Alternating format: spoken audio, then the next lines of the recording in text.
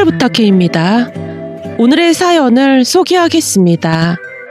그날도 역시 아르바이트를 하느라 바쁘게 뛰어다니고 있었는데 친구 현수에게 전화가 걸려왔습니다.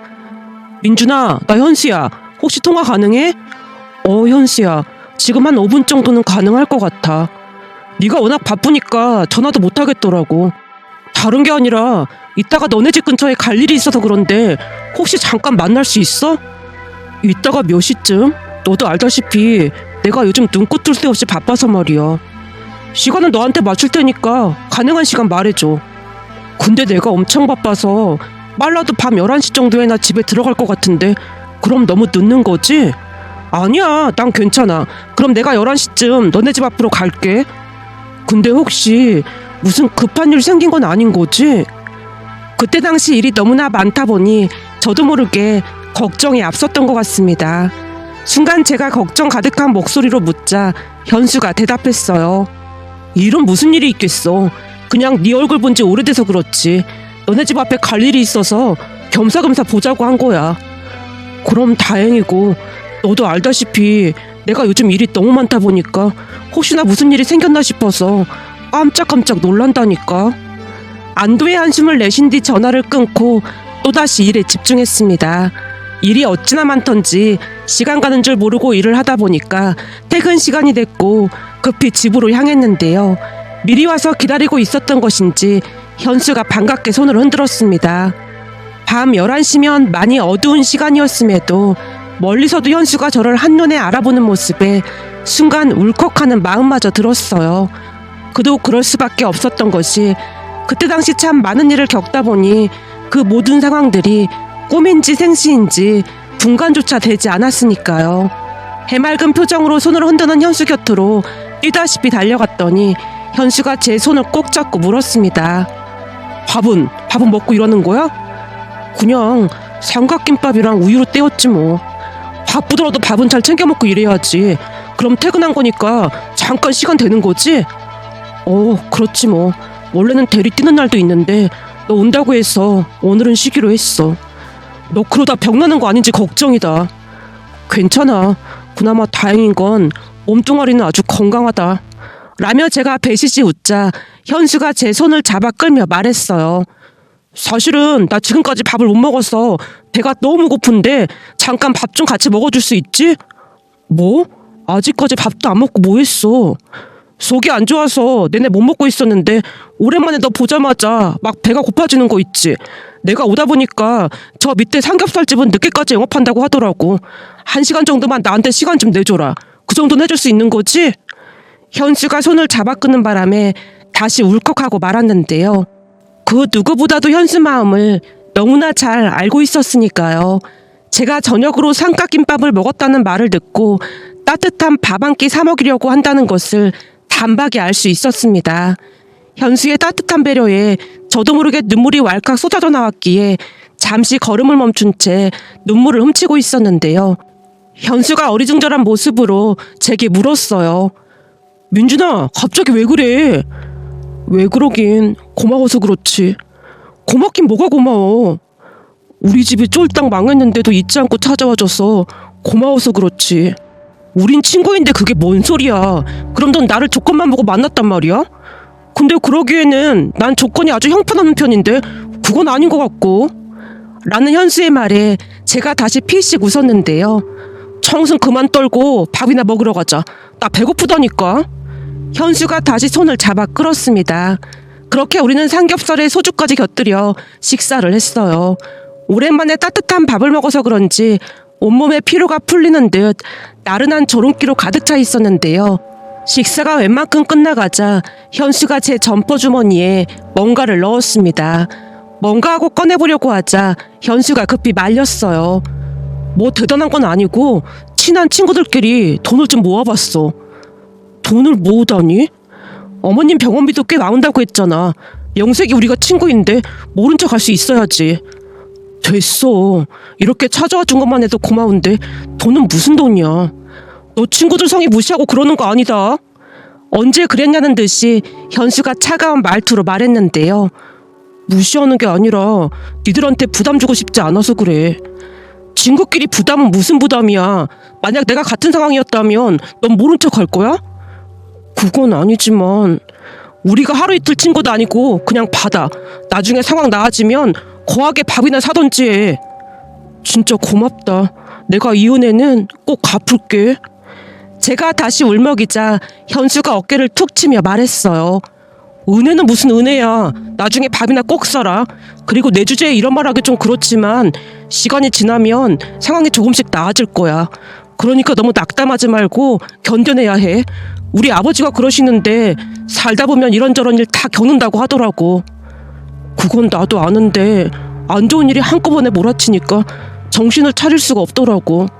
우리 가족에게 왜 이런 일이 생겼는지 알 수가 없다. 우리 아버지가 나 대학 떨어졌을 때 해줬던 말이 있는데 이 또한 지나가리라라는 말을 해줬거든.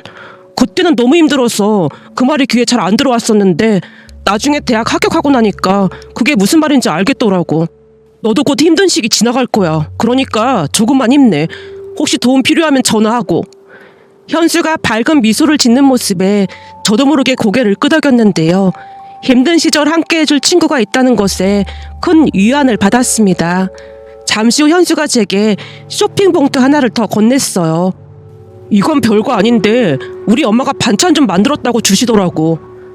반찬을?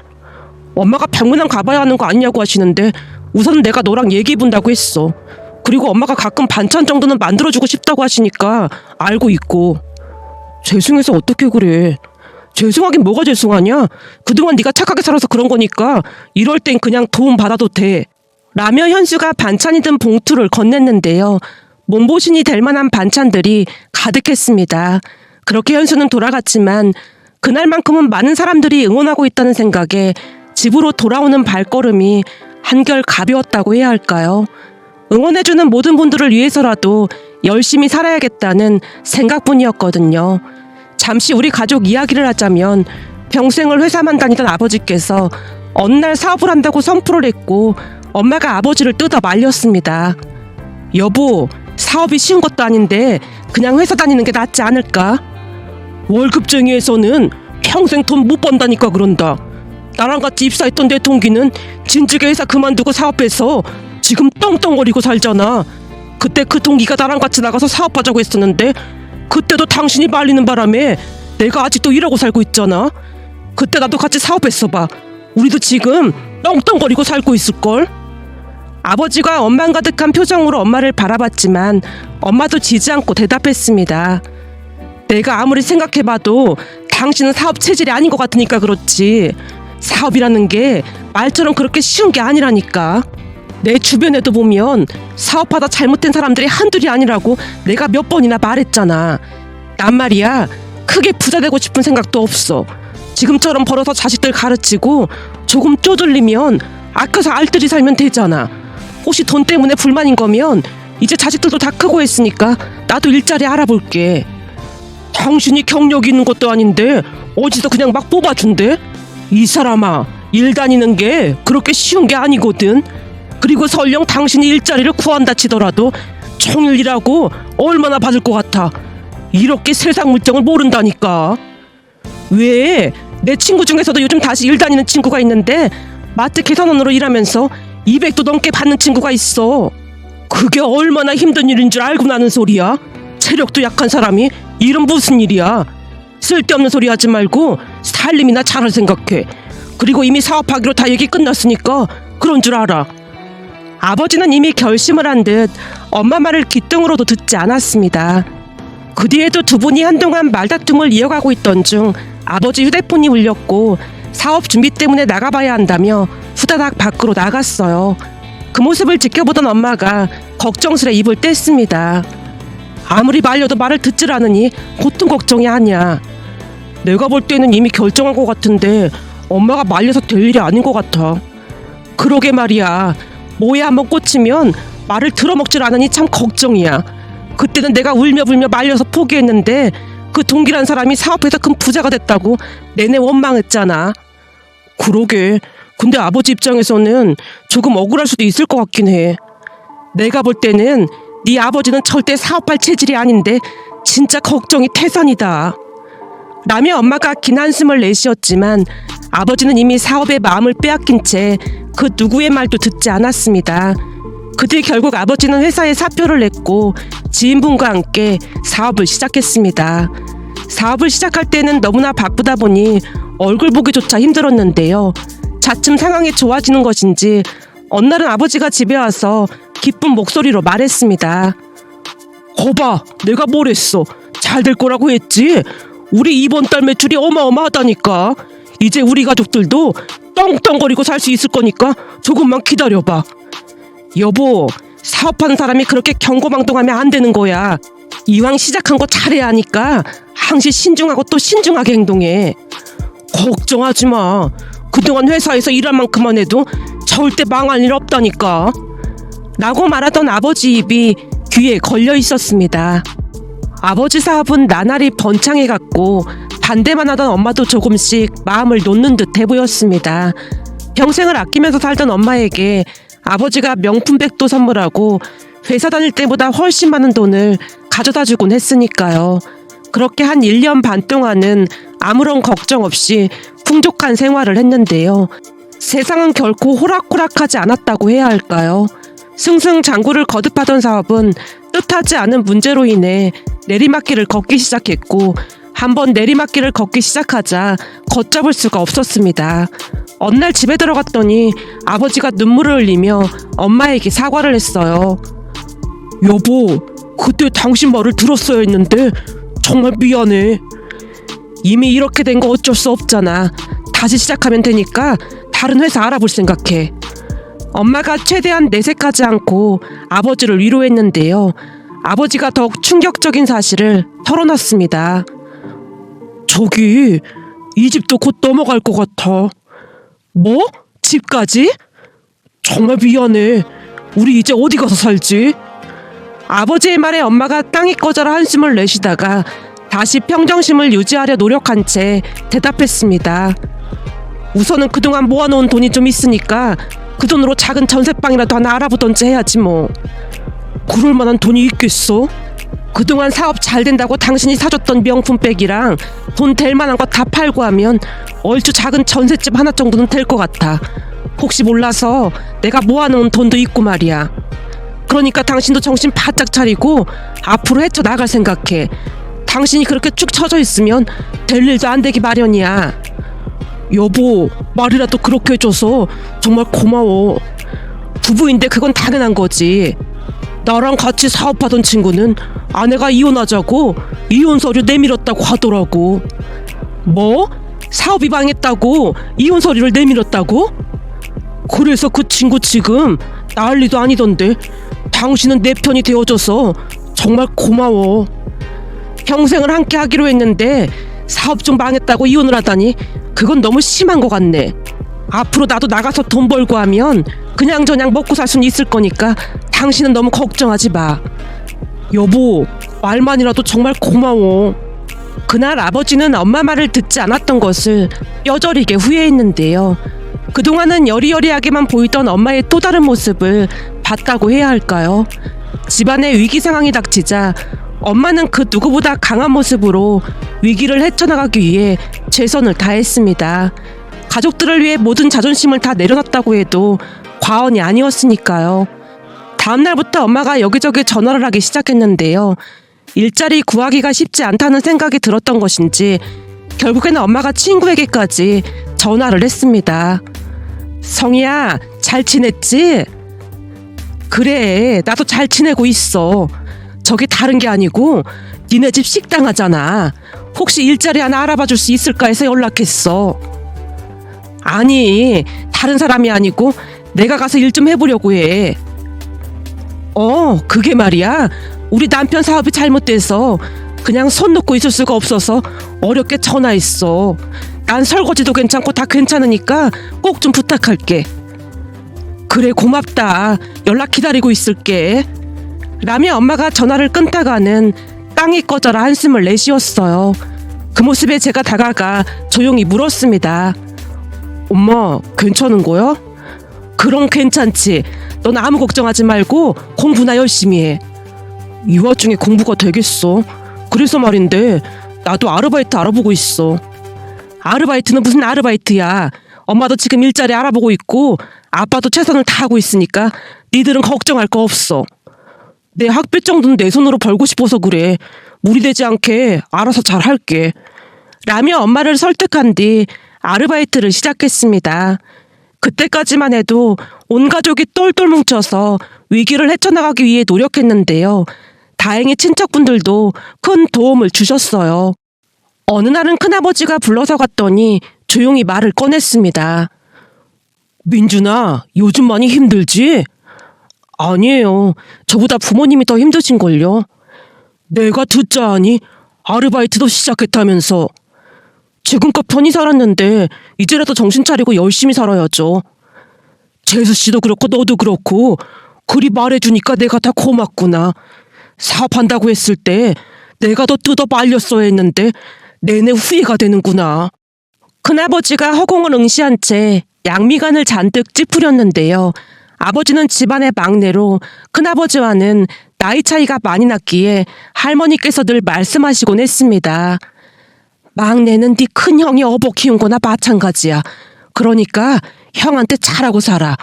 막내 대학도 큰형이 보내준 거나 마찬가지니까. 라는 말을 입에 달고 사셨으니까요. 그 말을 귀가 닳도록 듣다 보니 나중에는 별 감흥도 없었습니다. 하지만 집에 큰일이 터지자마자 큰아버지가 나서는 모습에 할머니 말이 다시금 떠올랐는데요.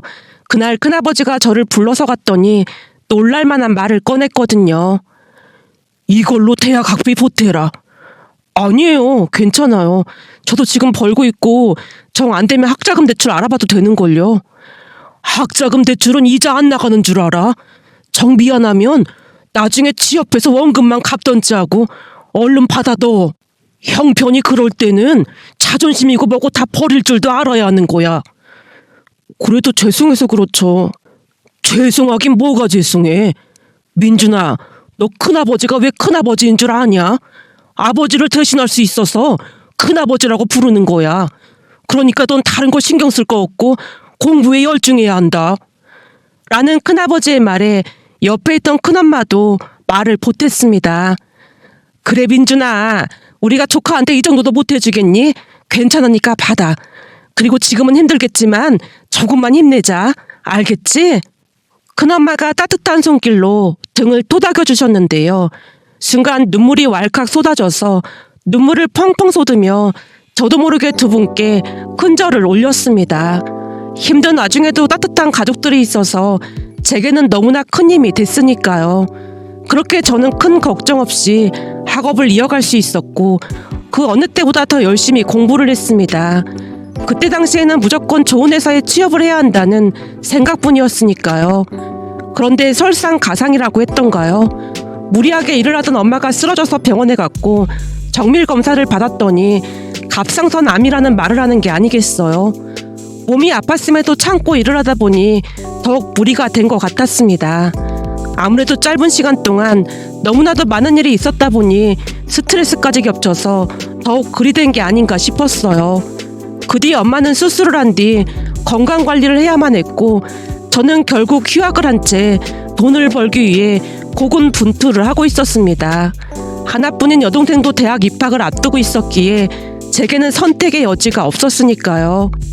물론 큰아버지뿐만 아니라 친척들이 오며 가며 도와주긴 했지만 언제까지나 도움만 받고 살 수는 없었습니다. 엄마가 암에 걸렸다는 소리를 듣자마자 아버지 또한 정신이 나간 사람처럼 하루하루를 보냈기에 저라도 정신줄을 놓으면 안 되겠다는 생각뿐이었습니다. 그렇게 저는 하루에도 몇 개씩 아르바이트를 하면서 가족의 생계를 책임지고 있었습니다. 그러던 와중에 친구들까지 나서서 도와주는 모습에 큰 감동을 받은 건 말할 것도 없었고요. 그 뒤 큰아버지가 괜찮은 일자리도 알아봐 주셔서 아르바이트보다는 안정적인 월급을 받으면서 일을 하고 있었는데요.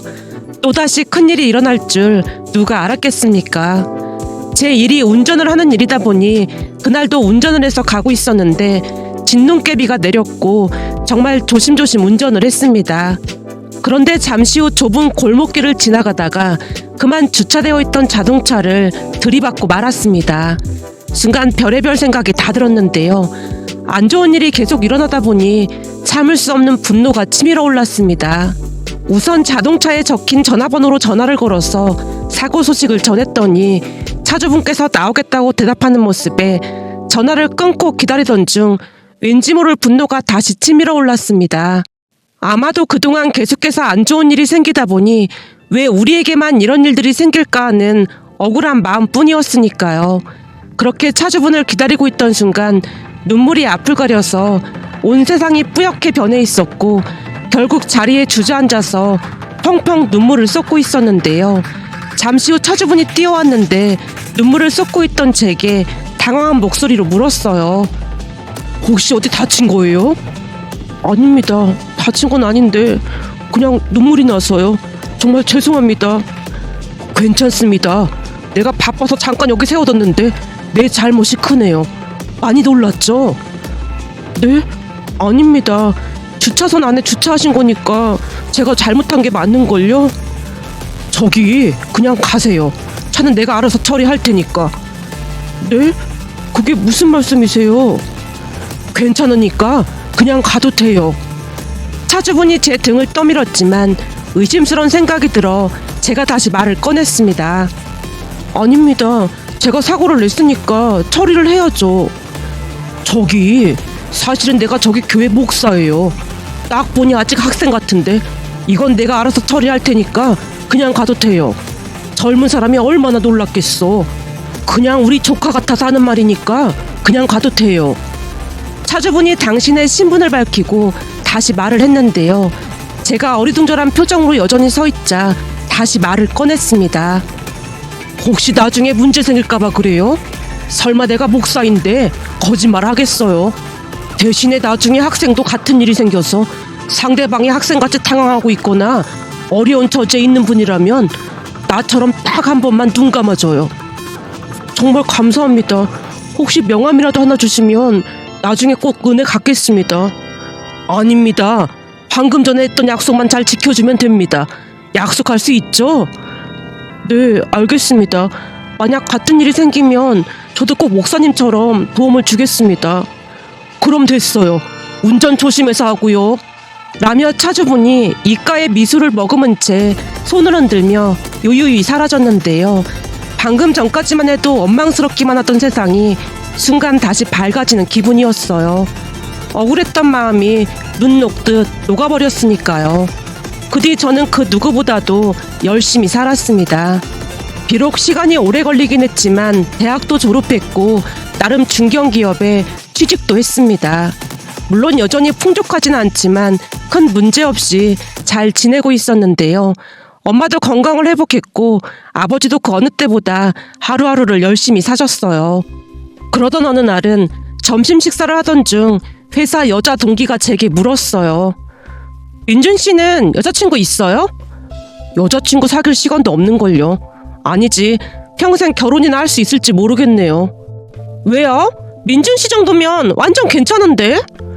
집안 형편이 안 좋아서 결혼 자금 모으는 것도 한참 걸릴 것 같아서요. 이번 생에서는 그냥 결혼 포기할까 합니다. 요즘 여자들은 돈 없는 남자 완전 싫어한다면서요. 그렇긴 하죠. 동기가 무슨 말인가를 하려다가 급히 입을 다물었는데요. 아마도 제게 여자친구를 소개해주겠다는 말을 하려고 했던 것 같아 보였습니다. 하지만 그때 제 마음은 진심으로 저는 결혼을 포기하고 있었습니다. 그렇게 저는 결혼을 포기한 채 하루하루 바쁜 시간을 보내고 있었어요. 그러던 어느 날은 큰아버지 심부름을 하느라 큰아버지 차를 가지고 이동을 하던 중 신호가 바뀌어서 잠시 멈추었는데 갑자기 뒤에서 누군가 차를 들이받았습니다. 순간 어찌나 놀랐던지 깜짝 놀란 채 차에서 내렸더니 뒷차 운전자가 뛰어와서 제게 말했어요. 저기 괜찮으세요? 라고 묻던 여자가 다급한 목소리로 다시 말을 꺼냈습니다. 저기 진짜 죄송한데 지금 저희 할머니께서 너무 아프셔서 병원에 가봐야 하거든요. 혹시 명함 하나만 주시면 제가 나중에 연락드려도 될까요? 너무 죄송해요. 그녀의 말에 문득 예전 일들이 떠올랐고 제가 급히 대답했습니다. 저는 괜찮으니까 빨리 가보세요.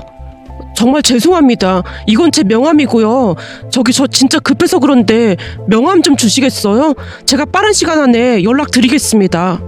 그녀가 간절한 목소리로 말을 하는 모습에 제가 급히 지갑에서 명함을 꺼내줬고 그녀가 차를 타고 눈앞에서 사라졌습니다. 잠시 후 심부름을 한 뒤 큰아버지에게 자초지종을 설명했고 차를 수리해드리겠다고 했는데요. 큰아버지가 알아서 처리하겠다며 극구 말렸습니다. 그렇게 시간이 얼마나 지났을까요? 며칠 후 모르는 번호로 전화가 와서 받았더니 사고를 냈던 그녀였고 제가 괜찮다고 몇 번이나 말했지만 꼭 살해를 하고 싶다며 만나고 싶다고 했어요. 결국 며칠 뒤 그녀를 만나러 갔는데요.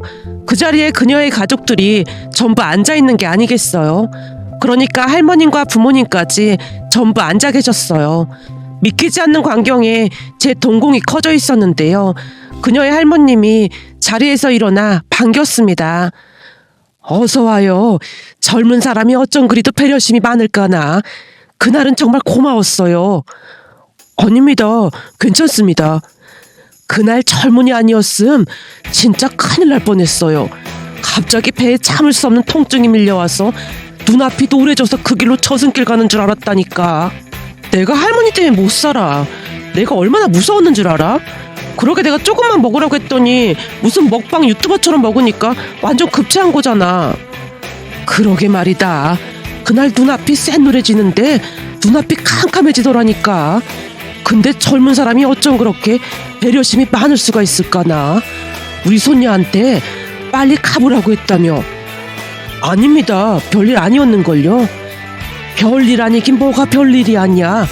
젊은 사람이 볼수록 마음에 드네. 라며 할머님이 제 손까지 잡고 몇 번이나 감사 인사를 했습니다.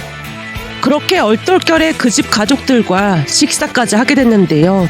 그게 인연이 될 줄 누가 알았겠습니까? 그 뒤에도 할머님이 제게 몇 번 더 전화를 해서 맛있는 음식을 대접하고 싶다고 말을 꺼냈거든요. 저기 내가 이렇게 전화하는 게 좀 이상한 건 알고 있는데 민준 총각이 날 살려준 거나 다름없잖아. 그래서 너무 고마워서 도저히 가만히 있을 수가 있어야지. 계속 은혜를 갚겠다는 생각 때문에 내가 잠도 잘 못 자고 그러고 있잖아.